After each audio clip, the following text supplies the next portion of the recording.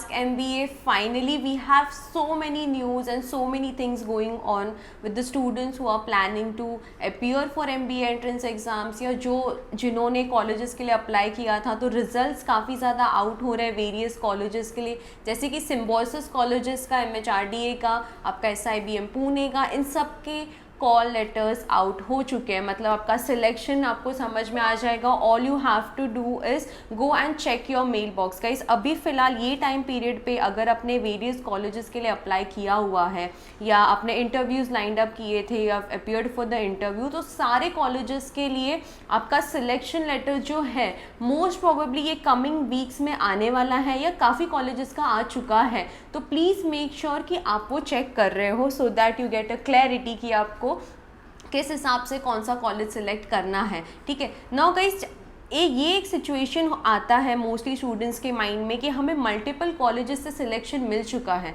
तो हमें क्या करना चाहिए। फॉर एग्जांपल किसी टियर 2 कॉलेज से मुझे आया हुआ है, फॉर एग्जांपल पकड़ लीजिए कि मुझे वेलिंगकर से कंफर्मेशन आया हुआ है, and then I also have got confirmation for may be a Symbiosis college of Nagpur और मे बी नासिक।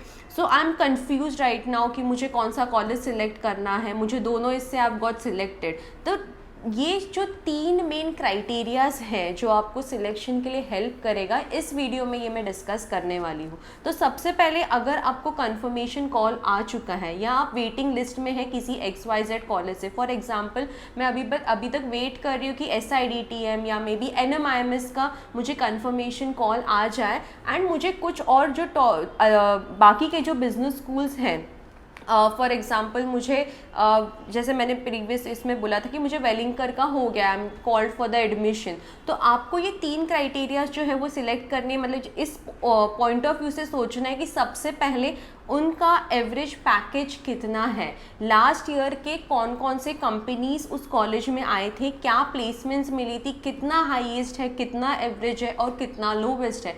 सबसे पहले आप ये एनालाइज कर लो। ठीक है, चलो इंटरव्यू था तो मैंने दे दिया, मैं सिलेक्ट भी हो गया हूँ, लेकिन अब मुझे कॉलेजेस प्रेशराइजिंग नहीं कि यार सिलेक्ट कर लो, एडमिशन ले लो वरना आपकी सीट चली जाएगी, राइट। ये भी काफ़ी ज़्यादा इश्यूज आते हैं। तो आपको सबसे पहली चीज़ जो देखनी है वो है उनका प्लेसमेंट रिकॉर्ड। उसके बाद सेकंड चीज़ जो आती है जो आपको कंसिडर करनी चाहिए वो है फीस। अगर मुझे समझ में आ रहा है कि ये कॉलेज में मुझे 15 लाख का पैकेज तक इनका हाईएस्ट गया हुआ है, तो चांसेस है कि ये थोड़ा बहुत अपस्केल होगा ही होगा for sure, because college will be trying their best to get better placements for all the students which are there.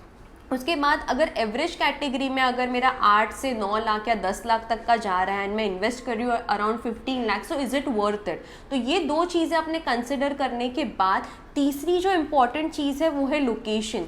अगर फॉर एग्जांपल मैं मुंबई में रह रहा हूँ, या मे बी मैं पुणे में रह रहा हूँ, या मे बी मैं दिल्ली में रह रहा हूँ, या मैं एनी स्टेट, अगर वो आपके लोकल इसमें है एंड यू वांट कि अरे यार मुझे ये नज़दीक में, मेरा ट्रैवलिंग का इतना इशू नहीं होगा, तो यू शुड कंसिडर दैट। अगर आपका उसी कॉलेज का एवरेज पैकेज भी और ये भी सिमिलर है, फॉर एग्जांपल अभी जैसे मैं बेस्ड मुंबई की हूँ, तो मुझे एक पुणे के सिम्बोसिस कॉलेज से कॉल आया हुआ है, एक वेलिंगकर कॉलेज से, दोनों का मैंने पैकेजेस कंपेयर किया, दे आर ऑलमोस्ट और एटमोस्ट सिमिलर। तो नेक्स्ट ये 2 चीज़ें मैं कंपेयर करूँगी जो मेरे लिए इंपॉर्टेंट रहेगा कि यार ये कॉलेज का फीस इतना जा रहा है, तो it's a calculated thing which you have to do. अगर आप स्टिल कंफ्यूज हो तो आप किसी मेंटर से, आपके पेरेंट्स से, या जिस किसी ने MBA किया हुआ है, एक बार उनसे ना ये क्राइटेरियाज डिस्कस कर लो ताकि आपको क्लैरिटी मिल जाएगी।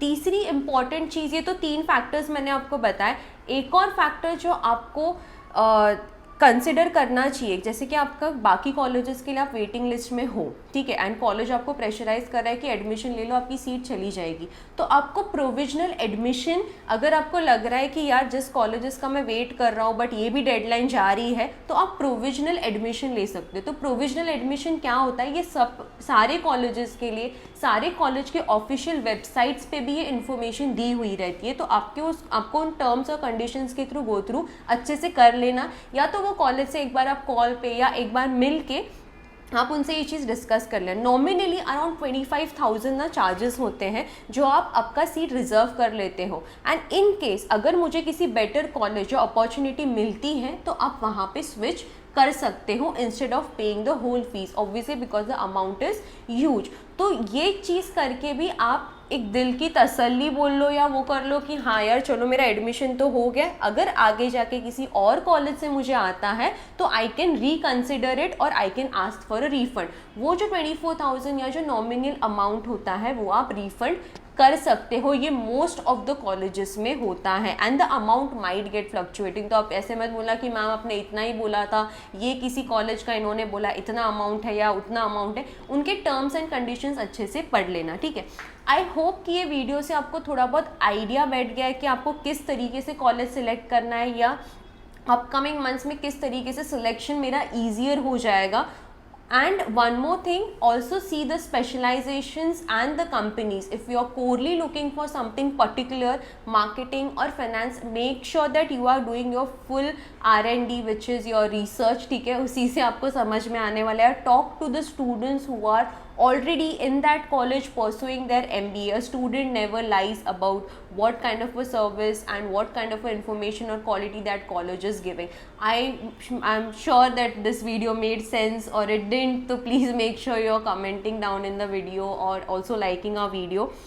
And if you want me to get a better clarity about this information, make sure you're mentioning in the comment box so that I can give you a better clarity about it. Thank you.